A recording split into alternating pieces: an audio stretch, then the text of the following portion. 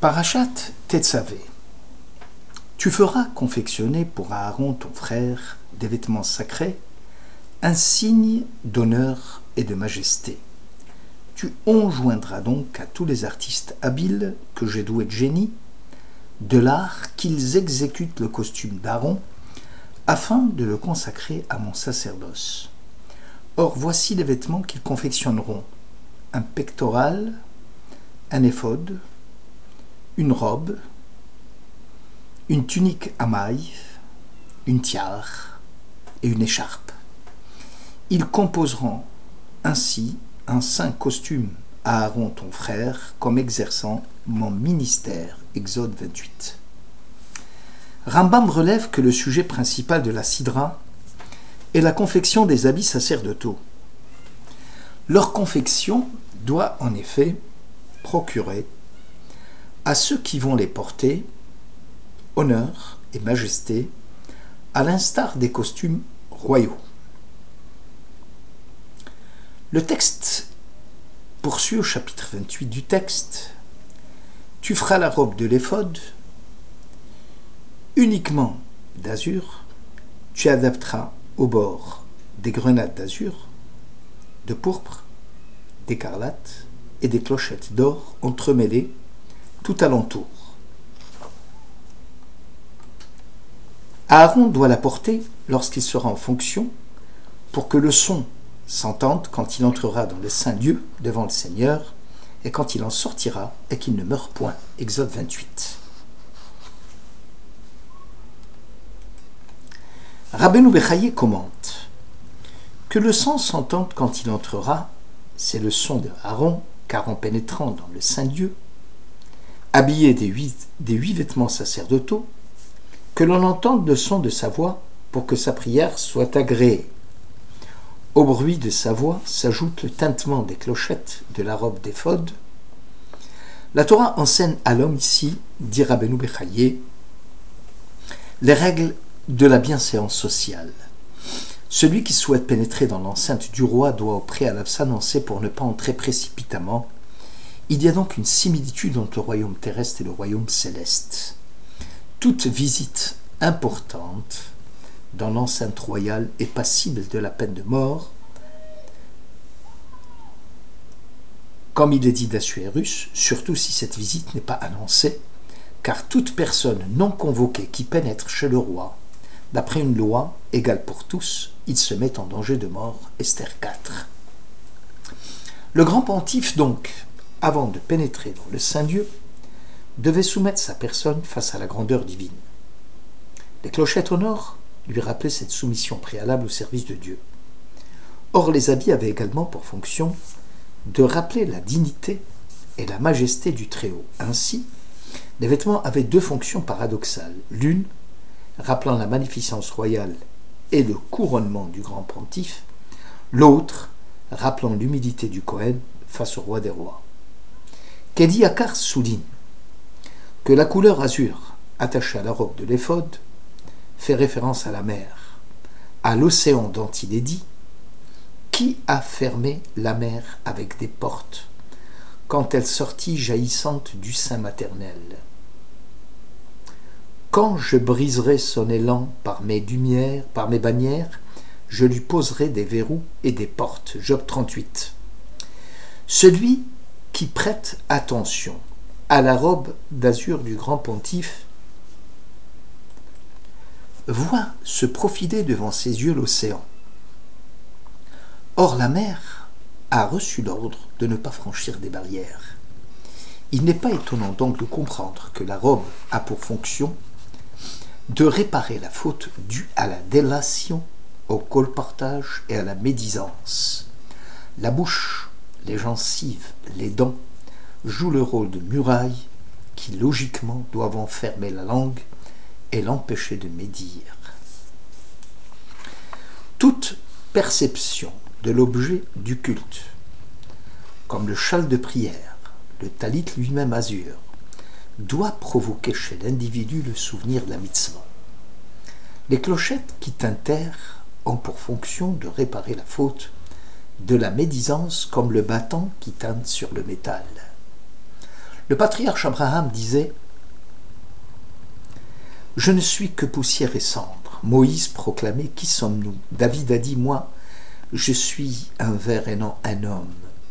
Alors que les monarques païens apostrophaient Dieu avec superbe, Sanhériv, roi d'Assyrie, s'écria « De tous les dieux de ces contrées, quel est celui qui soustrait son pays à mon pouvoir ?»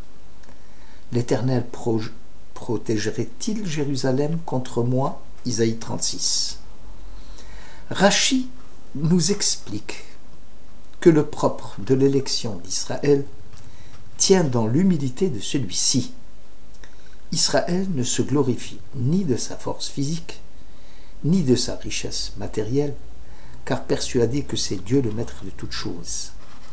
La raison en est qu'un esprit doit ne pas se laisser abuser par aucune qualité qu'il aura pu acquérir. Il sait fort bien qu'il n'échappera pas pour autant à sa condition misérable, due aux imperfections inséparables de sa nature. Car toute qualité que l'on peut posséder n'est en fin de compte qu'un effet de la volonté de Dieu, qui veut bien lui en faire grâce, quelque misérable et vil qu'il soit par égard à sa nature matérielle. Aussi n'a-t-il qu'une chose à faire, remercier celui qui l'a gratifié de ce don et se comporter avec humilité sans cesse accrue.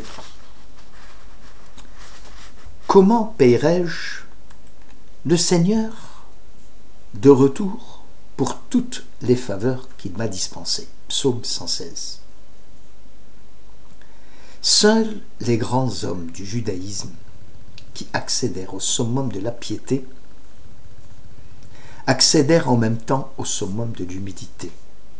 Ainsi, le grand pontife, dans la sanctification suprême, lui permit d'entrer à l'intérieur du Saint des Saints, se caractérise aussi par la vertu d'humilité, la plus grande en pensée et en acte.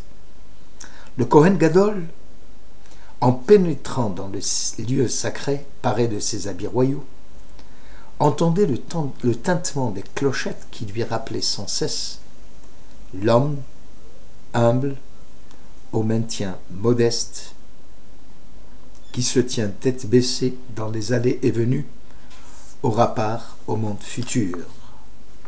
Traité Sanhedrin 8. Le traité Pesachim, lui, 12, précise: parmi les 7 recommandations que Rabbi Akiva fit à son fils Rabbi Yoshua, il y en a une qui mentionne « Ne rentre jamais chez toi à l'improviste et a fortiori chez ton voisin ». Selon Maïmonide, pénétrer à l'improviste chez quelqu'un, c'est porter atteinte à l'intimité d'autrui, à son jardin secret. La maison du juif en tant que temple miniaturisé doit obéir aux mêmes règles qui commandaient dans le temple. Pas d'intrusion du Kohen sans faire entendre sa voix. Pas de repas pris sans l'ablution d'usage, car la table du juif est l'autel de Dieu. Le consommateur qui mange doit au préalable bénir le Très-Haut. Malgré les habits d'apparat dont est drapé le Kohen Gadol, il ne lui est pas permis de transgresser par une intrusion intempestive dans le lieu saint. Or, comment le Kohen faisait-il pour harmoniser les 2 sentiments contradictoires qui naissent en lui, suite aux vêtements sacerdotaux? Comment un même individu est-il apte à conjuguer humilité et grandeur, effacement et considération? Le Deutéronome 7 écrit: si l'Éternel vous a préféré, vous a distingué, ce n'est pas parce que vous soyez plus nombreux, vous êtes les plus nombreux que les autres peuples, car vous êtes le moindre de tous, c'est parce que l'Éternel vous aime, parce qu'il est fidèle au serment qu'il a fait à vos aïeux. Rachi commente: le choix et l'élection d'Israël a pour origine le fait qu'Israël se sent le moindre de tous, malgré la profusion de biens dont Dieu a comblé Israël. Le traité Megillah 12a relate l'histoire d'Assuérus, le roi des Perses et des Mèdes, qui avait offert un grand festin à ses ministres. Donc l'histoire de ce roi, des Perses et des Mèdes, qui avait offert un grand festin à ses ministres, habillés de vêtements sacerdotaux du grand prêtre de Jérusalem, ramenés comme butin de la capitale d'Israël, étalant la richesse de son faste royal et la rare magnificence de sa grandeur, nous dit la Megillah d'Esther au chapitre 1. Assuérus s'était enorgueilli par l'apparat de ses habits luxueux volés au temple, et ce pendant les 180 jours des fêtes organisées dans tous les royaumes, exhibant ainsi sa puissance et la force de sa propre divinité. Ce fut le comble de la profanation du nom divin. La poursuite des honneurs, une vanité sans nom, qui égare l'homme et lui fait oublier le Créateur.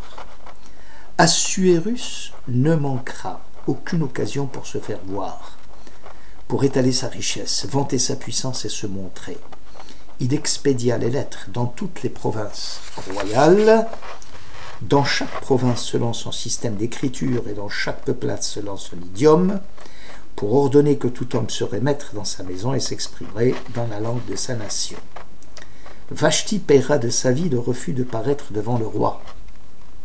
L'incident de la reine, venant à la connaissance de toutes les femmes, aura pour effet de déconsidérer leur mari à leurs yeux. L'ordre du roi d'ordonner que tout homme serait maître dans sa maison est contraire à l'enseignement de Rabbi Akiva. Même chez lui, disait le grand maître, dans son propre foyer, l'homme ne doit jamais se comporter comme s'il était le seul maître. Il est interdit d'entrer chez soi, sans frapper à la porte ou signaler sa présence, car la propre famille de l'homme n'est pas son bien personnel. Le concept juif qui considère que nul n'est maître chez lui est propre au judaïsme. Le foyer est un temple miniaturisé, c'est un mini-sanctuaire, destiné au roi des rois dans lequel plane une atmosphère de sainteté et de gloire divine. Et ce même dans ce que l'homme a de plus intime, comme sa chambre à coucher ou sa salle de bain. L'expression « Yekar tif eret » utilisée par Assuérus, qui signifie magnificence, rappelle les kavod ou le tif eret, un signe d'honneur et de majesté utilisé par le Kohen Gadol. Assuérus portait les mêmes habits que Aaron. Pour l'un, ce fut le début de sa déchéance, pour l'autre, le commencement d'une mission sacrée vouée à Dieu, dans un esprit d'humilité et d'effacement de soi.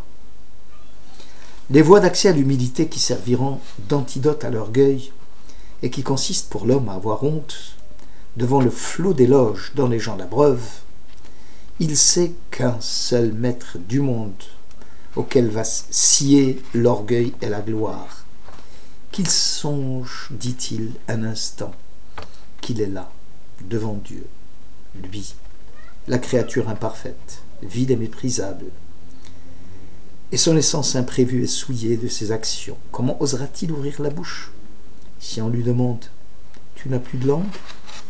Où est la morgue? Où est la pompe dont tu t'entourais dans le monde où tu vivais? Que répondras-tu? L'origine de l'humilité authentique tient au fait que l'homme prend conscience que tout lui parvient sous forme de don gratuit du ciel